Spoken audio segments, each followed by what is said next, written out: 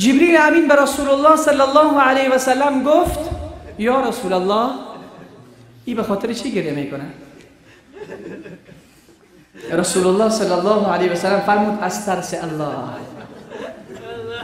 گفت یا رسول الله اندازه و قدر این اشکایی که از چشم ازی جاری میشه میدانی؟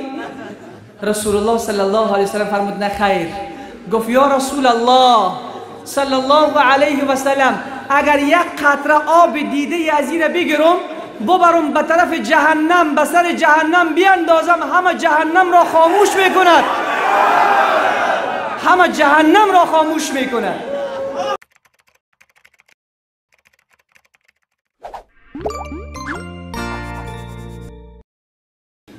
یک مرد در بنی اسرائیل، حدیث بخاری است، 3478 رقم حدیث است. خدا از مال دنیا خیلی برش داده بود، حدیث بخاری است. ای از مال از نعمتهای پروردگار میگرفت، معصیت میکرد، هیچ ذره گناه نبود مگر یک بار او را زده بود. بعد از اینکه در آخرین رمق زندگی آمد که قرار است از این دنیا میرفت، فرزندای خود جمع کرد، برای فرزندایش گفت فرزندانم من با شما چطور یک پدر بودم؟ فرزندان گفتن پدر جان تو بهترین پدر بودی. گفت فرزندانم من با شما بهترین پدر بودم اما به الله بهترین بنده نبودم. بسیاری ها هستن در بچه خود موتر میخرن، لباس میخرن، موبایل میخرن، خانه برش درست میکنن، ناز میتن، در آغوششان میگیرن ولی خودشان از آغوش رحمت خدا فرار میکنن. قسمی که من و تو بچه خود را دوست داریم، 100 برابر من و تو الله من و تو را دوست داره. یک بار بگو الله اکبر. 100 برابر من و تو الله من و تو را دوست داره. گفت فرزندایم من خب به شما بهترین پدر بودم اما به الله بهترین بنده نبودم. یک وصیت دارم به شما. گفت بفرمایید. گفت فرزندان وقت من مردم، بعد از مرگ من فاذا مت فاحرقونی، وقتی که من مردم مرا آتش بزنید، خوب آتش بزنیم تا خاکستر شوم.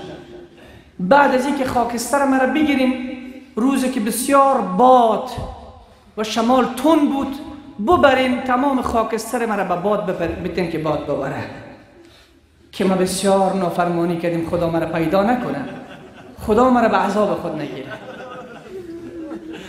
بعد از اینکه وفات کرد فرزندایش رفتن جسد پدر را گرفتن، طبق وصیتش آتش زدن، خاکسترش کردن، به باد دادن. حدیث بخاری است، داستان و قصه نیست.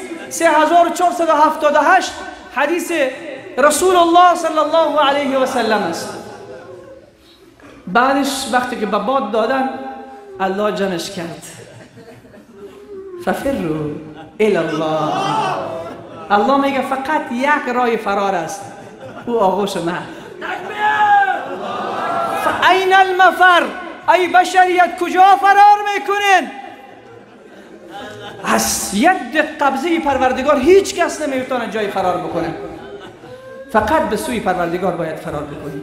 الله جمعش کرد، برش گفت بندیم چه این کار کردی؟ گفت خدایا از ترس تو، از ترس تو. گفت ترس من؟ برای پروردگار از ترس تو. دیگه چی باعث میشد که من خدا آتش بزنم؟ با بچه ها بگوی مرا آتش بزنن خاکستر شوم؟ ترس تو که مرا پروردگار تو پیدا نکنی. الله گفت تو از من میترسی؟ گفت بسیار. گفت برو به جنت. فتلقاه برحمته. در آخر حدیث میگه الله با رحمت با اون بنده ملاقات کرد. گفت برو بندم به طرف جنت. شاعر اگر عمری گناه کردی مشو نومید از رحمت، تو توبه نامه را بنویس که امضا کردنش با من. اگر کل عمر گناه کردی از رحمت من ناامید نشو، تو فقط توبه نامه را بنویس، من امضایش میکنم. عزیز من امضایش میکنم. روز به محضر حضرت رسول صلی الله علیه و سلم محمد عمر سربازی در تبیین الفرقان تفسیرش داستان میاره. از امام احمد در کتاب زهد این را نقل میکنه که یک روز جبریل امین آمد به محضر رسول الله صلی الله علیه و سلم. پیامبر در مجلس تشریف داشتن، همه اصحاب نشسته بودن، پیامبر صحبت میکرد. یک مرد در همون گوشه فریاد میزد، گریه میکرد. ای که پیامبر دعوت میداد گریه میکرد. جبریل امین آمد به رسول الله صلی الله علیه و سلم گفت رحمت از دیگر، از رحمت الله ناامید مباش. جبریل امین به رسول الله صلی الله علیه و سلم گفت یا رسول الله ای به خاطر چی گریه میکنه؟ رسول الله صلی الله علیه و سلم فرمود از ترس الله. گفت یا رسول الله اندازه و قدر این اشکایی که از چشم ازی جاری میشه میدانی؟ رسول الله صلی الله علیه و سلم فرمود نه خیر. گفت یا رسول الله صلی الله علیه و سلم اگر یک قطره آب دیده از این بگیرم ببرم به طرف جهنم، به سر جهنم بیاندازم، همه جهنم را خاموش میکند، همه جهنم را خاموش میکند. یک قطره اشک بنده الله این اندازه ارزش دارد که از ترس الله، چون رحمت از دیگر. ابراهیم خلیل که ما در ملتش هستیم، امام الموحدین است. یک روز او مهمان نواز بود، خیلی مهمان ها را دوست داشت. یک وقت گفته بودم اما صحبت از رحمت الله ناامید مباش. این مثال ها را میزنم که تا خوب درونت پر از امید شود و این قصه ها را میکنم به خاطر که قلبت مملو از امید و رحمت شود. مهمان نواز بود، همیشه وقت غذا درست میشد بیرون دروازه میرفت انتظار میکشید که یک مهمان بیاید به همراه ما غذا بخوره. رسالة القشیریه عبدالکریم ابن حوازن قشیری این داستان رو میآورد. بیرون شد، دید که یک مرد از راه میگذرد، پیرمرد است. برش گفت که ای بنده خدا به همراه من بیا، مهمان من باش، به همراه من غذا بخور. زیاد اصرار کرد. اون مرد برگشت و آمد به حضرت ابراهیم خلیل، به همراه حضرت ابراهیم خلیل شروع میکرد به غذا خوردن. حضرت ابراهیم پرسان کرد که به کدام دین هستی؟ گفت من مجوسی و آتش پرست هستم. من مجوسی و آتش پرست هستم. گفت که دست به نان نزن، اگر مسلمان میشه از نان من بخور و اگر اسلام را قبول نداری بیرون شو.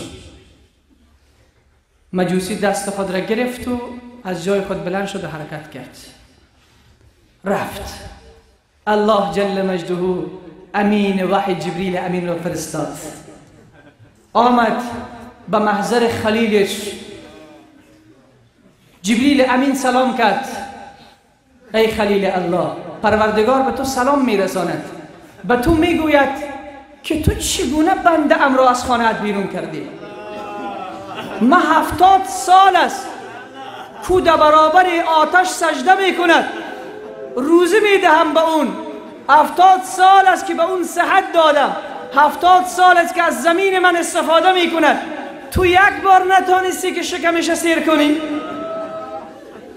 وقتی این کلام را حضرت ابراهیم خلیل میشنود، بیرون میشود سراسیمه به کوچه ها دنبال همین مجوسی است تا مجوسی را پیدا میکند. اصرار میکند، معذرت خواهی میکند. مجوسی بر میگردد، میآید سر دسترخوان می نشیند. پیش از این که به غذا شروع کنه مجوسی میگه سوال دارم، تو پیشتر من از خانه بیرون کرده بودی، بعدش اینقدر عذر کردی دوباره من آوردی، به خاطر چی؟ حضرت ابراهیم فرمود خدایم مرا توبیخ کرد، به خاطر تو پروردگار مرا توبیخ کرد. گفت خدای تو اینقدر مهربان است؟ اینقدر مهربان است. گفت بله پروردگار من این اندازه مهربان است. تعامل الله با بنده شمیست. گفت همون کلمه ای که مرا مسلمان میکنه بگو که من بخواهم بشم. پس عزیز من الله این اندازه مهربان است. همین شعر یک خوب گوش کنین، خیلی شیرین است. بازا بازا هر آنچه هستی بازا، گر کافر و گبر و بت پرستی بازا. این درگه ما درگه نومیدی نیست، 100 بار اگر توبه شکستی بازا. غم مخور ای بنده غم خارت منم، این جهان و آن جهان یارت منم. چند روزی هر کجا خواهی برم، بازگشت آخر کارت منم. گر سحرگاهی بنالی زار زار، دوست دار ناله زارت منم. رو به داروخانه لطف منار، رو به داروخانه لطف منار. چون شفای جان بیمارت منم. گر به جنت می روی بی ما مرو، گر به جنت می روی بی ما مرو. چون صفای باغ و بستانت منم. الله اکبر، الله اکبر. چقدر شیرین است. غم مخور ای بنده غم خارت منم. ای الله ما به در تو آمدیم، پروردگار با قلب مملو از امید به رحمتت. یا الله ما را از در خودت امروز قسمی بیرون بگردان که با آب رحمتت ما را پاک کرده باشی. غمخوار ما الله است، الله جانان.